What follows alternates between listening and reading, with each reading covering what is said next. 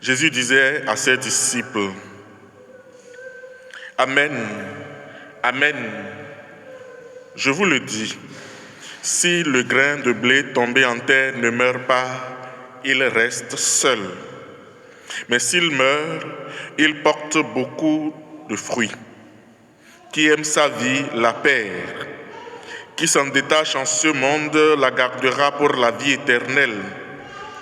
Si quelqu'un veut me suivre, si quelqu'un veut me servir, qu'il me suive. Et là où moi je suis, là aussi sera mon serviteur. Si quelqu'un me sert, mon Père l'honorera. » Acclamons la parole de Dieu. Louange à toi.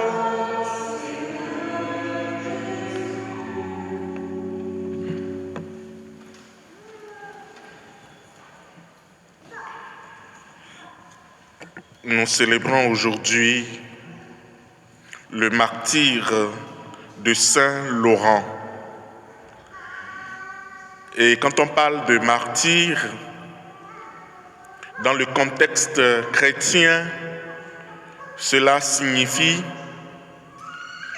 que l'on a choisi de donner, d'offrir sa vie pour défendre la foi, offrir sa vie pour témoigner de sa foi. Et plusieurs siècles de l'Église ont été marqués par le sang et le sacrifice sanglant de plusieurs saints et martyrs. Il nous appartient aujourd'hui d'entrer dans la grande lignée de ceux qui ont honoré Dieu et qui ont sacrifié leur vie pour la cause de Dieu. Certainement que nous ne vivons plus à une époque où les chrétiens étaient persécutés au point de devoir verser leur sang, même si à des coins encore dans le monde, plusieurs chrétiens perdent leur vie, sacrifient leur vie pour la cause de leur foi, pour la cause de l'Évangile. Dans notre contexte ici, nous n'en sommes peut-être pas là et nous rendons grâce à Dieu. Parce que nos parents ont déjà payé le prix de leur sang pour nous transmettre le mandat ou le dépôt de la foi. Et quand nous voyons l'ardeur au sacrifice, et quand nous voyons la gravité des actes qu'ils ont posés pour que la foi nous parvienne et qu'elle soit conservée, nous pouvons nous poser comme question quand nous faisons leur mémoire. Qu'est-ce que je fais aujourd'hui pour conserver dans sa pureté la foi qu'ont défendue les martyrs au point de verser leur sang?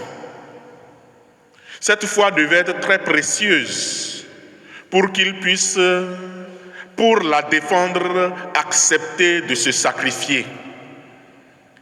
Ils en ont été conscients et ils ont compris que, au-delà de leur vie, cette foi est ce qui leur donne la vie. Nous, aujourd'hui, que faisons-nous de cette foi? Avons-nous au moins conscience qu'elle doit être défendue et qu'elle doit être préservée? Que chacun puisse entrer en lui-même et qu'il se demande, ne m'est-il pas encore arrivé de brader la foi qu'a défendu cette longue lignée de martyrs?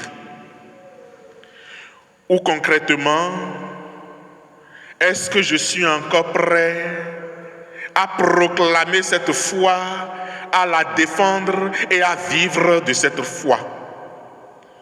Nous n'aurons pas certainement besoin d'offrir notre sang comme les martyrs.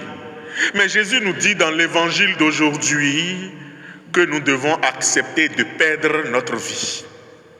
pour lui, parce que nous savons qu'en retour, il nous la donnera. Et l'Évangile dit, si le grain de blé tombé en terre ne meurt pas, elle ne porte pas de fruits. Parce que mourir ici, cela veut dire se sacrifier, se donner et se consumer au point de laisser germer ce que le Seigneur veut faire grandir en nous. Voilà pourquoi le mot martyr peut signifier dans le contexte d'aujourd'hui se sacrifier, s'oublier soi-même, taire les passions vives de nos cœurs et laisser la gloire de Dieu rayonner en nous. Cela appelle véritablement un sacrifice. Il est de notre droit et c'est notre plein droit de pouvoir profiter de la vie, de profiter de notre jeunesse, de profiter de notre vieillage. Mais pour la cause de l'Évangile et pour la cause de Dieu, nous choisissons de dire non à tout cela parce que nous avons dit oui à Dieu. Et ce qui est beau, et c'est ça que signifie le fait de redonner vie, tout ce que nous avons sacrifié à cause du Seigneur, tout ce à quoi nous avons choisi de mourir afin que la vie du Christ rayonne en nous, revit de manière encore plus belle, porte du fruit, 10 pour 1, 30 pour 1, 60 pour 1. Frères et sœurs, les martyrs qui nous ont précédés l'ont compris. Donner sa vie pour le Christ, en fait, ne signifie pas perdre sa vie. Donner sa vie pour le Christ signifie trouver la vraie vie. Puissions-nous, au quotidien de nos jours et de notre vie, comprendre que auprès du Christ et pour le Christ, nous devons offrir notre vie afin qu'il nous la redonne. Déjà sur cette terre en bénédiction surabondante, mais pour la vie éternelle en paix et joie pour notre âme et pour le rayonnement de toute l'Église. Nous l'offrons en prière au cœur de cette Eucharistie, qu'il en soit ainsi, maintenant et toujours. Amen.